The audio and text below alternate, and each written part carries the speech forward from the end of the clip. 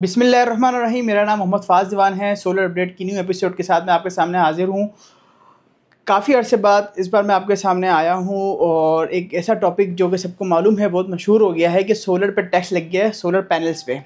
लेकिन ये बातें तो सब ने आपको बता दी होंगी और इस पर डिफरेंट लोगों ने वीडियोज़ भी बनाई हैं। लेकिन मेरा मकसद आपके पास वीडियोस बनाना, आपके सामने आने का ये होता है कि बिज़नेस और ट्रेडिंग सोलर पैनल की जो करते हैं, इंस्टॉलेशन करते हैं, उन्हें किस तरह बिज़नेस करना है, व्हाट इज़ द फ्यूचर क्या प्रेडिक्शन चल रही हैं और करंट मार्केट की सूरत हाल क्या है। करंट मार्केट की सूरत हाल ये है कि जुलाई से फर्स्ट से टैक्स लग चुका है, लागू हो गया है और सोलर पैनल की सेल एक तरीके से डाउन हो गई है। उसके पीछे सबसे बड़ी वजह यह है कि लोग जीएसटी और टैक्सेशन में रजिस्टर्ड नहीं हैं, तो वो बिज़नेस करने से पहले घबरा रहे हैं। और दूसरी एक बड़ी वजह यह है कि पंजाब में, सर आप जान सकते हैं, मुल्क के बहुत सारे शहरों में, सिंध के अंदर भी कुछ सैलाबी सूरत हाल और क्या कहते हैं, बहुत सारे अमवात हुई हैं इस वजह से, और मसले मसाइल की वजह से लोगों ने सोलर का बिज़नेस रोका हुआ है। तो ये भी एक बड़ी वजह है सोलर का बिज़नेस डाउन होने की। लेकिन ये वजह तो इंशाल्लाह बहुत जल्द ख़त्म हो जाएगी। लेकिन जीएसटी वाली, सोलर पर टैक्स लग गया, ये वजह कंटिन्यू रहेगी। लेकिन हमें सोलर इंस्टॉलर्स, सोलर ट्रेडर्स को कंटिन्यू काम करना है। तो कंटिन्यू काम करना है तो इसके मुताबिक, गवर्नमेंट के उसूलों के मुताबिक आपको अपना बिज़नेस को लेकर जाएंगे तो आप सोलर का बिज़नेस कर सकते हैं। जिस तरह हम इंपोर्टर हैं, हम कंटिन्यू सोलर के अंदर हर किस्म के रजिस्टर, हर किस्म के जीएसटी, एनटीएन, हर चीज़, एसटीआरएम, हर जगह हम रजिस्टर्ड थे। लेकिन अब सोलर ट्रेडर्स, सोलर इंस्टॉलर को भी इस गवर्नमेंट के सिस्टम में आना होगा।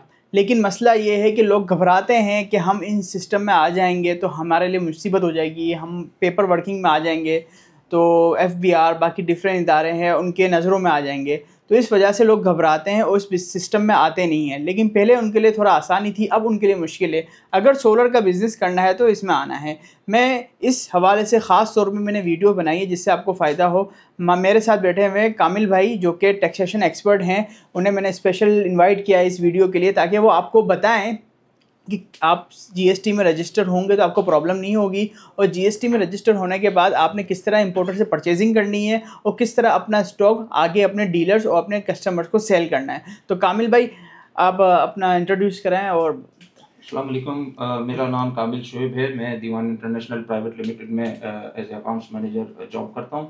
और जहां तक फाज भाई ने बात की कि सेल्स टैक्स में रजिस्टर्ड होने में लोग घबराते हैं, तो इसमें देखें, घबराने की कोई बात नहीं है। जहां तक बात है कि सोलर पैनल्स पे एफबीआर की तरफ से 10% जीएसटी 1 जुलाई से इम्पोज कर दिया गया है, तो अब उसकी सेल के लिए आपने लाजमी जीएसटी में रजिस्टर्ड होना पड़ेगा, क्योंकि बगैर जीएसटी के आप उसको सेल नहीं कर सकते। जब आपने सोलर पैनल सेल करने हैं तो उसके लिए आपने जीएसटी में रजिस्टर्ड होना लाजमी है। चलें फ़र्ज़ करें कि अगर कोई जीएसटी में रजिस्टर्ड नहीं है और वो इस मकसद से परचेज करता है कि वो आगे विदाउट जीएसटी सेल कर देगा, तो उसके लिए फिर उसके लिए सेल का कोई प्लेटफॉर्म नहीं होगा जब वो जीएसटी में रजिस्टर्ड नहीं होगा। तो दूसरा नुकसान उसको ये होगा कि जब वो किसी इंपोर्टर से या किसी मैन्युफैक्चरर से सोलर पैनल्स को परचेज करेगा, तो उसमें उसको 10% जीएसटी के साथ 4% फर्दर टैक्स भी पे करना पड़ेगा। तो जब आप जीएसटी में रजिस्टर्ड हो जाएंगे और आपका फर्दर टैक्स जो है 4%, वो सीधा सीधा इस तरह सेव हो जाएगा। तो बेहतर यही है कि आप जीएसटी में रजिस्टर्ड हो जाएं। जीएसटी में रजिस्टर्ड होने का कोई नुकसान नहीं है, बस शर्त यह है कि आपने अपनी रिकॉर्ड मेंटेनेंस जो है वो प्रॉपर रखनी है।